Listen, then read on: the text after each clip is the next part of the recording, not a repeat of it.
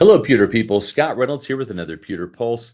The Bucs' addition of mammoth defensive tackle Desmond Watson wasn't the only undrafted free agent signing that caused a stir in the Tampa Bay fan base.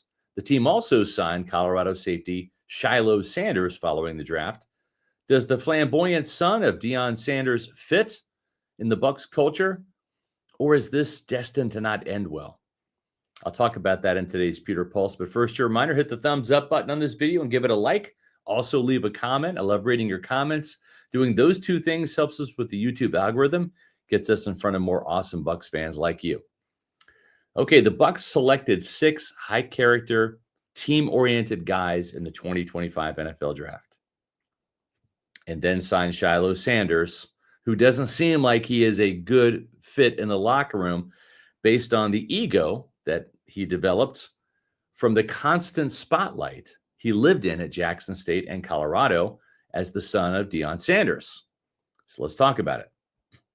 One of the main reasons why Shilo Sanders' brother Shedeur fell to the 5th round, aside from being just an above average quarterback that takes way too many sacks, was Shedeur's attitude.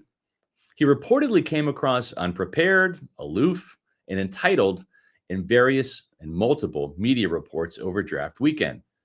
Shiloh and Shedeur were in the constant orbit of their father, Deion Sanders, who coached them at Jackson State and then Colorado.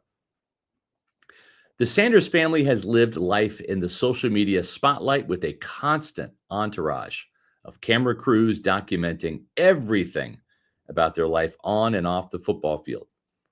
Deion Sanders' meddlesome ways negatively affected Shedeur during the draft process. There is no debating that. Colorado's Travis Hunter, the Heisman Trophy winner, who's a wide receiver and cornerback, was simply too talented for Deion to mess up and went number 2 overall to Jacksonville. Even Shiloh admitted as much when he said after the draft that he had fired his dad, Deion, and hired Drew Rosenhaus to be his agent. Sanders said, and I quote, "Dad was our agent, but that hasn't been working out too good. So today I had to sign with an agent." That led Sanders to signing with the Buccaneers, as the Tampa Bay front office has always had a great relationship with Drew Rosenhaus, who also served as Shaq Barrett's agent, among others. So maybe the 25-year-old Shilo Sanders is smarter than his 23-year-old little brother, Shedeur. Deion Sanders didn't really mess up Shiloh's draft status, though, because Shiloh wasn't going to get drafted. At 6 foot, 196 pounds, and running a 4.59 with questionable game film, Sanders was simply going to be an undrafted free agent. He's missed time due to injuries over the past 3 seasons. In his game against Kansas State in Colorado's loss to the Wildcats was awful. K-State running back DJ Giddens ran wild over the Buffaloes for 182 yards, with Sanders taking poor angles throughout the game, giving up several big runs. Shilo Sanders is obsessed with making hard hits, often leading with his shoulder rather than wrapping up. That can work against the likes of sophomore running backs in college, but that's not going to fly against NFL running backs like Saquon Barkley, Derrick Henry, and others at the pro level. A make you miss back like Bucky Irving would make Sanders look foolish if you tried to lead with the shoulder and tackle him that way. And the Bucs will have to trust that Sanders won't do something stupid like try to lay a big hit on Irving in training camp just to impress the coaches. If that were to happen, an antic like that would not be impressive and would actually get Sanders cut from the Bucs before the practice was even over. So let's hope that doesn't even come close to happening. Sanders had a missed tackle rate of about 13% last year by trying to make too many big highlight reel hits. But he did force 5 fumbles in 2 years with the Buffaloes, including 4 in 2023. Yet he also got ejected from a game against UCLA for targeting by throwing a shoulder and hitting a Bruins receiver in the head. The Bucs were not a good tackling team last year, and I just think this is a really questionable signing all the way around. Because he takes poor angles and is nowhere close to being as fast as his Hall of Fame father was, Sanders only had 5 pass breakups and 1 interception in 2 seasons at Colorado, and that was a pick six against Colorado State. He did have 12 pass breakups and 5 interceptions in 2 years at Jackson State, but that was against a much lower level of competition. Sanders doesn't have the ideal ability to play free safety, so he's best suited to be a strong safety in the box. The Bucs already have 2 quality reserves in Kayvon Merriweather and Christian Izien, both of whom are better than Sanders.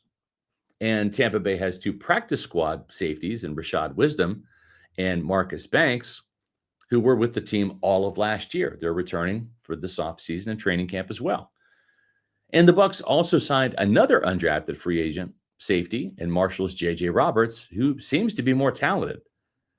So my guess is that Sanders will have a tough time making the practice squad, let alone the active roster. But we'll see how he performs at the rookie minicamp and how he handles himself this offseason. I will give him a fair shake once he gets to Tampa Bay, and I will evaluate him as a Buccaneer rather than as a Buffalo. As one Bucs front office source told me, there's no risk to signing Shilo Sanders, even if he comes to Tampa Bay, used to being the center of attention. The source said that Sanders has been humbled enough by not being drafted to fire his father and hire Drew Rosenhaus as his agent. That seems to be a step in the right direction. Sanders is not going to be able to come in and wreck a locker room that has guys like Levante David and Mike Evans and Vita Vea, Baker Mayfield, Chris Godwin, and other tremendous leaders in it. He'll be gone at the first sign of any attitude or trouble. Sanders did not get a signing bonus, nor does he have any guaranteed money in his contract. My advice to the kid is come to Tampa Bay humble and eager to learn from guys like Levante David and Antoine Winfield Jr., among others. For rookies, it's far better to listen rather than talk.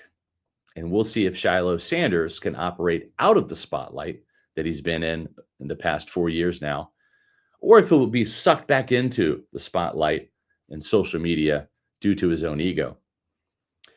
Yeah, I have some concerns because Shiloh even said as recent as the East-West Shrine Bowl that he considers himself to be a brand. Hopefully, Deion Sanders' attention will continue to be on Shedeur Sanders and maybe even Travis Hunter rather than Shiloh moving forward. That may be what's best for Shilo Sanders and his chances of actually having any sort of NFL career, whether it be in Tampa Bay or elsewhere. Shilo Sanders' focus has to be on football and football only once he arrives in Tampa Bay, or this isn't going to work. What is working is you guys subscribing to Pewter Report TV. We're over 18,300. Thanks to all of you who have joined our Pewter Reports team and followed our content. We've got Pewter Pulse videos, top 10 takeaways, Pewter Report podcasts. We're going to have it all the way through training camp, all the way into the season. So make sure you are a subscriber to Pewter Report TV. Hit the notifications as well. That'll let you know when I have a new Pewter Pulse video or we go live with our podcasts. Make sure you follow us on X, Facebook, and Instagram at Pewter Report. Visit pewterreport.com for all of the post-draft coverage of your Tampa Bay Buccaneers. We'll be out there at Bucs Rookie Minicamp, the OTAs, the Minicamp, and have plenty of content all summer long on pewterreport.com. And I'll be back soon with the new Pewter Pulse.